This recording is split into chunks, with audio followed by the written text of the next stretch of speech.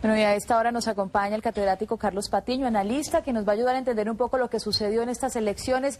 Y vamos a mostrarle los resultados ya con un 99.70 y algo consolidado, profesor. Mire, tenemos en este momento 99.71% de información.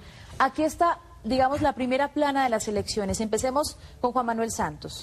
Bien, lo que más sorprende es que yo creo que ni siquiera el mismo candidato ni el partido de la U esperaba una ventaja tan abultada. Ellos esperaban tener alguna ventaja importante sobre Mockus, que no pasaría de 8 o 10 puntos a lo máximo, pero fue una ventaja que finalmente es más de 25 puntos. Esto es una ventaja prácticamente ineludible para la segunda vuelta, marca ya una victoria de antemano y dejan tan a Mockus con una muy buena votación con respecto a su propio récord histórico, pero sobre todo, y esto es lo más importante quizás, deja al Partido Verde frente a su propia innovación.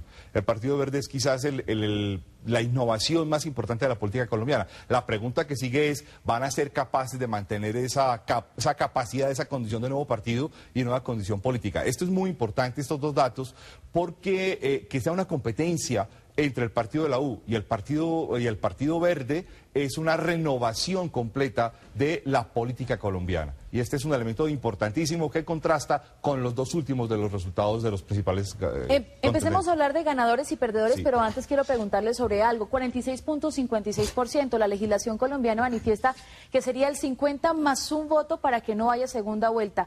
¿Este porcentaje ameritaría que no haya segunda vuelta pensando en un supuesto? No, yo personalmente creo que hay que cumplir la ley prevé una segunda vuelta, hay que cumplir la ley completamente. Lo que esto muestra es que Juan Manuel Santos tomó la decisión correcta cuando replanteó un redireccionamiento de su campaña e incluso cuando introdujo al señor Juan José Rendón en la vez de redireccionamiento, tomó una decisión correcta, replanteó completamente la campaña y de alguna manera los verdes se confiaron en una ola continua de crecimiento y obviamente no creyeron que la campaña iba a modificarse o que la opinión iba a alterarse realmente. Hablemos ahora de ganadores y perdedores. ¿Ganador? Vargas. Germán Vargas realmente es un gran ganador que lo hizo además de casi que en solitario, por decirlo así, con un partido muy pequeño que logró moverse y obtener la tercera votación más importante. Lo convierte en un personaje clave frente a alianzas políticas y lo convierte en un personaje con capacidad para redirigir el contenido de la campaña en la segunda vuelta e incluso tomar posiciones importantes frente al nuevo gobierno. Sigamos el recorrido y vamos a la segunda plana de estas votaciones. Petro. Realmente yo creo que el polo estaba frente a un gran desastre. El gran desastre es que en el año 2006, con Carlos Gaviria como candidato, habían sacado más de 2.600.000 votos. Esto quiere decir que tienen algo así como el 50% de la votación que habían sacado para presidenciales del año 2006. Pero adicionalmente, si uno discrimina la votación frente, por ejemplo, a la votación que se obtuvo en Bogotá, la votación fue muy inferior a la votación, fue menos del 50% a la votación que se obtuvo para elegir a Samuel Moreno. Este es de alguna manera un fracaso en términos electorales, aunque es una victoria personal para Gustavo Petro, que llegó a esta posición en contra, de alguna manera, de gran parte del partido. Con esta pregunta le hago dos. Noemí Sanín y las encuestas, porque la colocaban de tercera opción.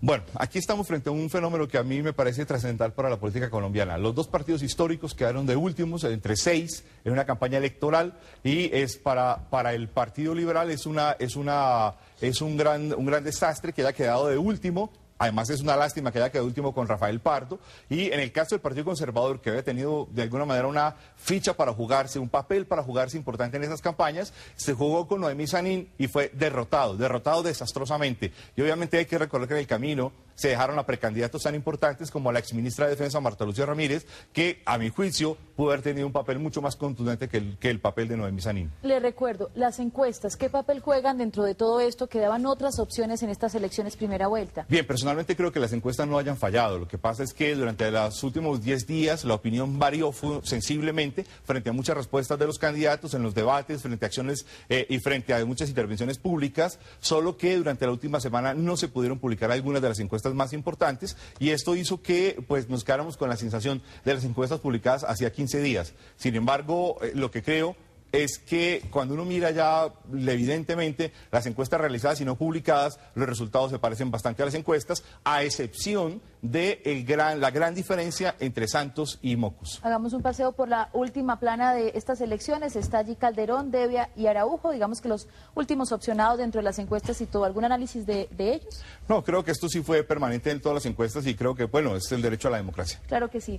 ¿Qué nos espera para la segunda vuelta ya para terminar, profesor? ¿Qué es lo que podemos esperar nosotros? Y nos quedamos con esta gráfica de los tres primeros. Hablemos de los ganadores de la primera vuelta.